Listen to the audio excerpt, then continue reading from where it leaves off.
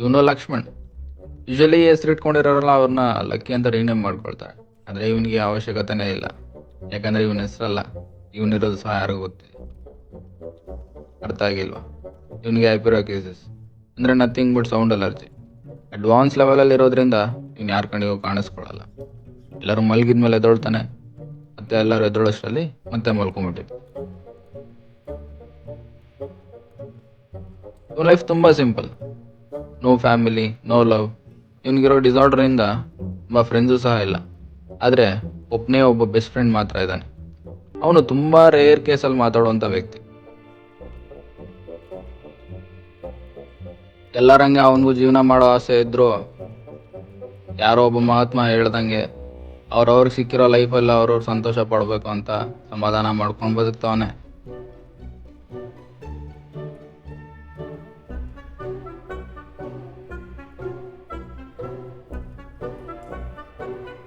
ದಿನ ನೈಟ್ ಟೈಮಲ್ಲಿ ವಾಕಿಂಗ್ ಹೋಗೋದು ಇವನಿಗೆ ಅಭ್ಯಾಸ.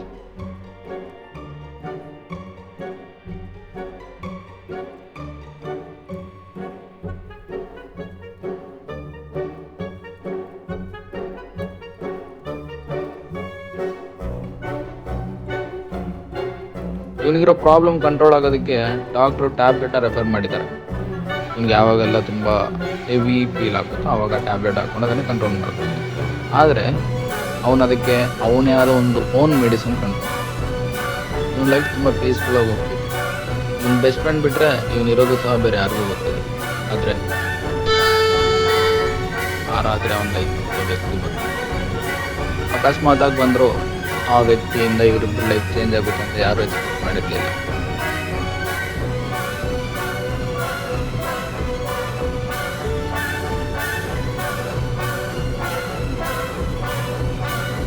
ಆ ವ್ಯಕ್ತಿಗೆ ಇವನಿಗಿರೋ ಪ್ರಾಬ್ಲಮ್ ಬಗ್ಗೆ ಗೊತ್ತಾಯಿತು. ಯಾರೇ ಆಗಲಿ ಈ ಥರ ವಿಷಯ ಗೊತ್ತಾದರೆ ಅವ್ರ ಬಗ್ಗೆ ಫೀಲ್ ಮಾಡೋದು ಕಾಮನ್. ಆದರೆ ಸ್ವಲ್ಪ ಜನರಿಗೆ ಮಾತ್ರ ಅವರಲ್ಲಿರೋ ಸ್ಯಾಡಿಸ್ಟಿಕ್ ಎಂಥ್ಯೂಸಿಯಾಸಮ್ನಿಂದ ಅವ್ರ ಬಗ್ಗೆ ಫೀಲ್ ಮಾಡೋದು ಬದಲಿಗೆ ಅವರಲ್ಲಿರೋ ವೀಕ್ನೆಸ್ನ ಆಟ ಆಡ್ಕೊಂಡು ಎಂಜಾಯ್ ಮಾಡ್ತಾರೆ. ಇವನಿಗೆ ಇದೇನು ಹೊಸದೇನಲ್ಲ. ಇದೇ ಥರ ಇನ್ಸಿಡೆಂಟ್ ಇದಕ್ಕೆ ಮುಂಚೆ ಹೈದರಾಬಾದಲ್ಲಿ ಒಂದ್ಸರಿ ಆಗಿತ್ತು. ಆವಾಗ ಅವನಿಗಿದ್ದ ಒಂದೇ ಒಂದು ಬೆಸ್ಟ್ ಫ್ರೆಂಡ್ಗೆ ಹೇಳಿ ಅದು ಸ್ವಲ್ಪ ದೊಡ್ಡ ಇಶ್ಯೂ ಆಗಿ ಅವನು ಅಲ್ಲಿಂದ ಬೆಂಗಳೂರಿಗೆ ಬರಬೇಕಾಯ್ತು. ಮತ್ತೆ ಅದೇ ಥರ ಒಂದು ಇನ್ಸಿಡೆಂಟ್ ಆಗೋದು ಬೇಡ ಅಂತ ಆ ವ್ಯಕ್ತಿ ಎಷ್ಟೇ ಟಾರ್ಚರ್ ಕೊಟ್ಟರು ಸಹಿಸ್ಕೊಂಡು ಹೋಗ್ತಿದ್ದ. ಅದೇ ಆ ವ್ಯಕ್ತಿಗೆ ಅಡ್ವಾಂಟೇಜ್ ಆಯಿತು.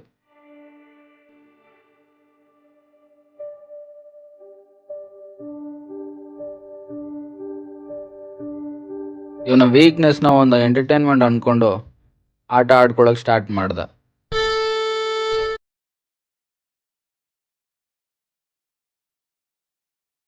ಸಹಿಷ್ಣರ ತಾಳ್ಮೆ ಆಡ್ಕೊಳ್ಳೋರ್ಗೆ ಅನುಕೂಲ ಆಗುತ್ತೆ ಅಂದಂಗೆ ಆ ವ್ಯಕ್ತಿ ಅಟ್ಟಹಾಸಕ್ಕೆ ಅಡ್ಡಿ ಇಲ್ದಂಗೆ ಆಯಿತು.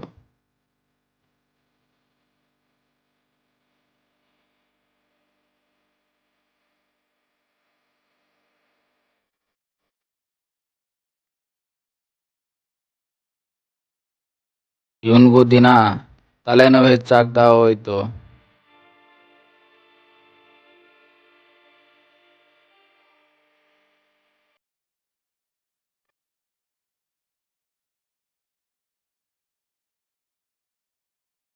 ಡಾಕ್ಟರ್ ಕೊಟ್ಟಿರೋ ಟ್ಯಾಬ್ಲೆಟ್ಸ್ ಖಾಲಿ ಆಗ್ತಾ ಹೋಯ್ತು. ಅವನ ಫ್ರೆಂಡ್ಗೆ ಹೇಳ್ಬೇಕು ಅಂತ ಅನಿಸ್ತಿದ್ರು, ಸುಮ್ಮನೆ ಯಾಕೆ ಇವಾಗ ಇರೋ ಪ್ರಾಬ್ಲಮ್ ಜೊತೆ ಇನ್ನೊಂದು ಪ್ರಾಬ್ಲಮ್ ಅಂತ ಸ್ವಲ್ಪ ದಿನ ಬಿಟ್ಟರೆ ಅವರೇ ಅರ್ಥ ಮಾಡ್ಕೊಂಡು ಸುಮ್ಮನಾಗ್ತಾರ ಅಂತ ಸುಮ್ಮನಾಗ್ತದೆ.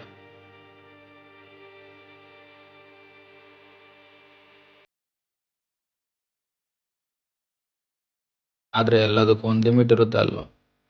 ಆ ದಿನ ಅವನ ತಾಳ್ಮೆ ಮೀರುವ ದಿನ ಆಗಿತ್ತು. ಅವನಿಗಿದ್ದ ಸಹಿಷ್ಣುತೆ ಎಲ್ಲ ಮೀರುವಷ್ಟು ಟಾರ್ಚರ್ ಕೊಟ್ಟಿದ್ದ ಆ ವ್ಯಕ್ತಿ.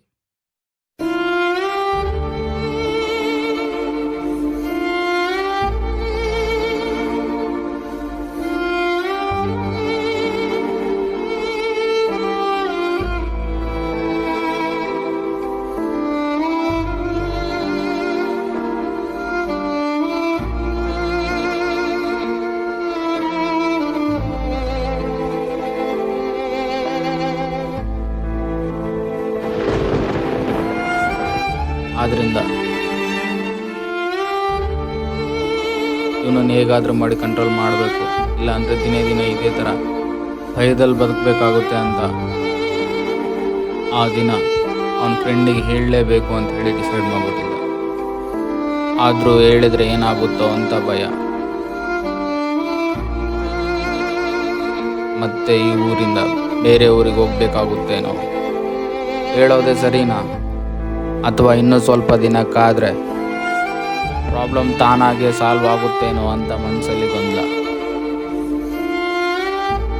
ಆದರೆ ಆ ವ್ಯಕ್ತಿ ಇವತ್ತು ನಿನ್ನ ಬಿಡಲ್ಲ, ನನ್ನಿಂದ ತಪ್ಪಿಸ್ಕೊಳ್ಳೋಕ್ಕಾಗಲ್ಲ ಅಂದ ಮಾತು ಕಿವಿಯಲ್ಲಿ ಮತ್ತೆ ಮತ್ತೆ ಕೇಳ್ತಿದೆ.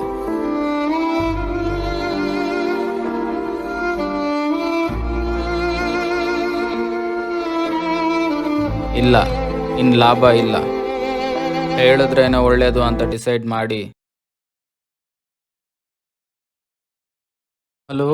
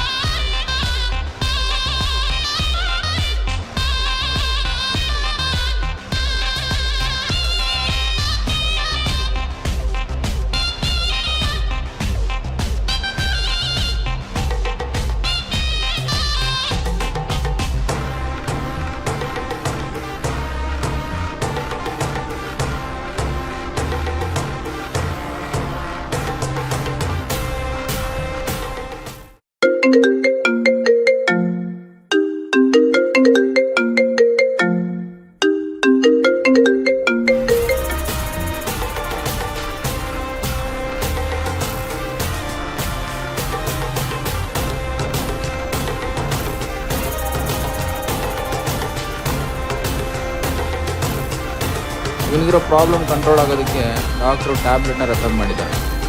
ನಿಮ್ಗೆ ಯಾವಾಗೆಲ್ಲ ತುಂಬ ಹೆವಿ ಫೀಲ್ ಆಗುತ್ತೋ ಆವಾಗ ಟ್ಯಾಬ್ಲೆಟ್ ಹಾಕ್ಕೊಂಡು ಅದನ್ನು ಕಂಟ್ರೋಲ್ ಮಾಡ್ಬೋದು. ಆದರೆ ಅವನದಕ್ಕೆ ಅವನೇ ಆದ ಒಂದು ಓನ್ ಮೆಡಿಸಿನ್ ಕಂಡು.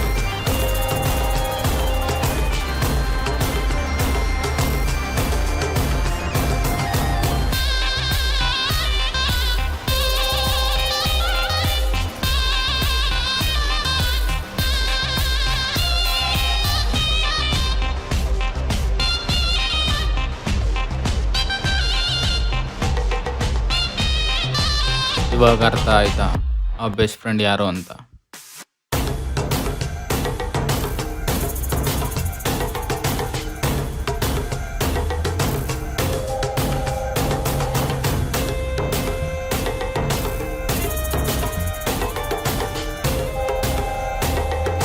ಇವಾಗ ಅರ್ಥ ಆಯ್ತಾ ಹೈದ್ರಾಬಾದಲ್ಲಿ ಏನು ಇನ್ಸಿಡೆಂಟ್ ಆಗಿತ್ತು, ಮತ್ತೆ ಅದೇ ಆಗಬಾರ್ದು ಅಂತ ಸ್ಟೋನ್ ಕಂಟ್ರೋಲ್ ಮಾಡ್ಕೊಳ್ತಾ ಇದ್ದ ಅಂತ. ಎಲ್ಲದಕ್ಕೂ ಒಂದು ಲಿಮಿಟ್ ಅಂತ ಇರುತ್ತೆ. ಸಹಿಷ್ಣುರಿಗೂ ಒಂದು ಲಿಮಿಟ್ ಅಂತ ಇರುತ್ತೆ.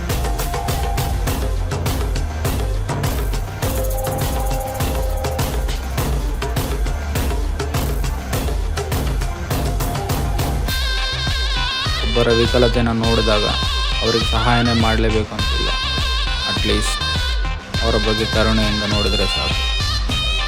ಅದನ್ನು ಬಿಟ್ಟು ಅವರ ವೀಕ್ನೆಸ್ ಜೊತೆ ಆಟ ಆಡ್ಕೋಬೇಕು ಅಂತ ಮಾತ್ರ ಯಾವತ್ತೂ ಅನ್ಕೋಬಾರ್ದು. ಯಾಕಂದರೆ ಎಲ್ಲರಿಗೂ ತಮ್ಮದೇ ಆದ ಒಬ್ಬ ಬೆಸ್ಟ್ ಫ್ರೆಂಡ್ ಇದ್ದೇ ಇರ್ತಾನೆ. ಅನ್ನಂಗೆ ಆಮೇಲೆ ಎಲ್ಲರಿಗೂ ಇದೇ ಆಗುತ್ತೆ.